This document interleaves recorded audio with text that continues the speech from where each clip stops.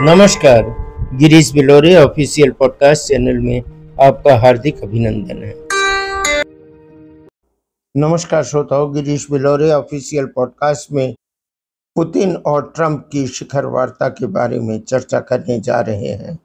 वार्ता अभी चल रही है। रिकॉर्ड करते वक्त समय हो रहा है रात्रि का 2:05। हम आशावादी हैं और हमें विश्वास है कि आज यानी 15 अगस्त 2025 को, जब भारत में 16 अगस्त की तिथि प्रारंभ हो चुकी है, एक महत्वपूर्ण बैठक अलास्का में संपन्न हो रही है। तमाम मीडिया चैनल अपने पैनलिस्ट बिठाकर चर्चा कर रहे हैं। बैठक का मुख्य और एकमात्र एजेंडा यूक्रेन रूस युद्ध समाप्ति है। हालांकि कुछ ही घंटे पहले ट्रंप ने कहा था कि यदि मुझे यह समझ में आया कि यह बैठक बेनतीजा निकलेगी तो मैं तुरंत ही बैठक छोड़कर निकल आऊँगा। लेकिन कार्रवाई प्रारंभ हुए अब तक, जैसा मीडिया चैनल बता रहे हैं, आधे घंटे से ऊपर हो चुका है।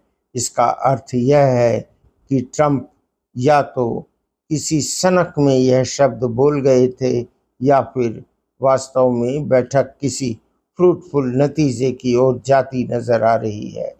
मित्रों, पॉडकास्ट रिलीज होने के बाद क्या स्थिति बनती है ये तो आगे वाला समय बताएगा, परंतु मेरे मस्तिष्क में एक सवाल बार बार कौंध रहा है कि अगर यह वार्ता विफल, बेनतीजा और शून्य होती है तब क्या स्थिति होगी। वार्ता का नतीजा निकलता है या नहीं निकलता, दोनों ही स्थिति में अमेरिका एक बड़े से क्वेश्चन मार्क के अंदर समा जाएगा।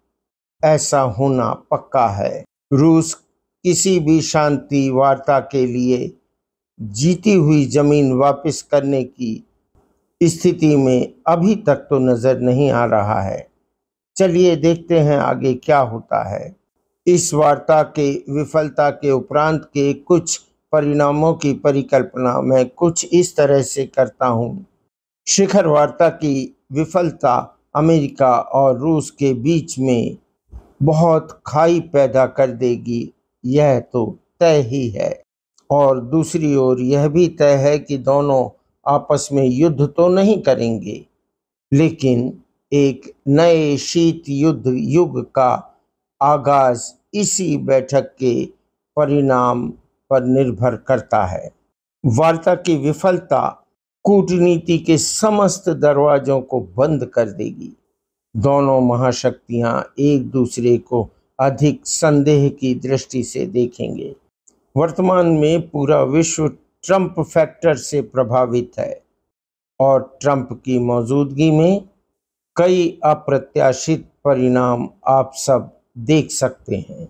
उनकी अमेरिका फर्स्ट नीति, व्यक्तिगत निर्णय लेने की शैली दो संभावित परिणामों को जन्म दे सकती है।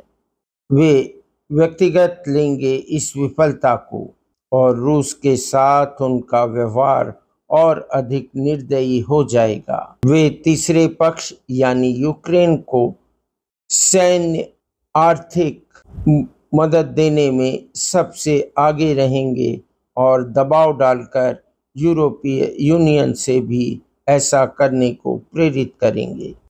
इतना ही नहीं, यदि वे विफलता को व्यक्तिगत ना लेते हुए यूक्रेन से हाथ खींच लेते हैं, उसकी मदद न करने के बारे में सोचने लगते हैं, तो यह भी तय है कि नाटो देश के निशाने पर ट्रंप आ ही जाएंगे। मित्रों, तीसरा विश्व युद्ध होने की परिकल्पना वर्तमान परिस्थितियों में नहीं की जा सकती, क्योंकि दोनों ही सबसे ज्यादा ताकतवर परमाणु शक्ति संपन्न राष्ट्र हैं और पारस्परिक सुनिश्चित विनाश के सिद्धांत को देखते हुए वे दोनों यानी रूस और अमेरिका युद्ध बिल्कुल नहीं करेंगे। तो फिर क्या कर सकते हैं मित्रों? यह शीत युद्ध 2.0 का आगाज होगा। एक और दूसरा परिणाम समझ में आता है, जिसका जिक्र मैं यहाँ करना चाहता हूँ कि संभावित है कूटनीतिक विफलता अमेरिका को यूक्रेन का समर्थन करने, आर्थिक मदद करने में और तेजी का रुख दिखाने के लिए प्रेरित कर दे। यह मदद कई तरीकों से हो सकती है, जैसे लंबी दूरी की मिसाइलें, उन्नत वायु रक्षा प्रणाली, फाइटर जेट्स और आम जनता के लिए सीधी आर्थिक मदद। इसके अलावा रूस के प्रति और अधिक खुफिया जानकारियों का आदान प्रदान भी वार्ता की विफलता का एक महत्वपूर्ण पड़ाव होगी। युद्ध अगर जारी रहा तो ये तय है कि ना तो नाटो सेनाएं और ना ही अमेरिका अपनी सेना यहाँ भेजेगा।